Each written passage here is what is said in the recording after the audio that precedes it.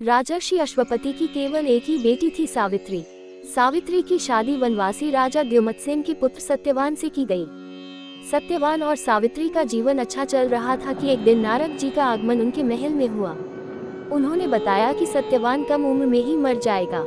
ऐसे में सावित्री ने हिम्मत नहीं हारी और सत्यवान के साथ भगवान की आराधना करने लगी।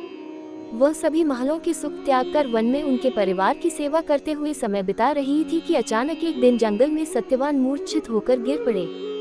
सावित्री समझ गई कि यमराज सत्यवान के प्राण हरने आए हैं। 3 दिन तक बिना कुछ खाए उपवास करती रही और यमराज से प्रार्थना करने लगी कि उसके पति के प्राण छोड़ दे।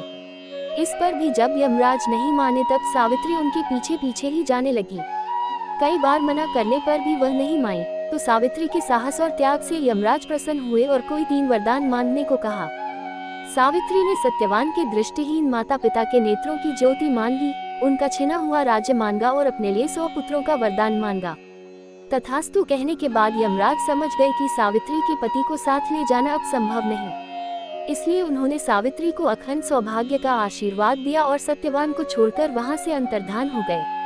उस समय सावित्री अपने पति को लेकर वट वृक्ष के नीचे ही बैठी थी। इसीलिए इस दिन महिलाएं अपने परिवार और जीवन साथी की दीर्घायु की कामना करते हुए वट वृक्ष को भोग अर्पण करती हैं, उस पर धागा लपेटकर पूजा करती हैं।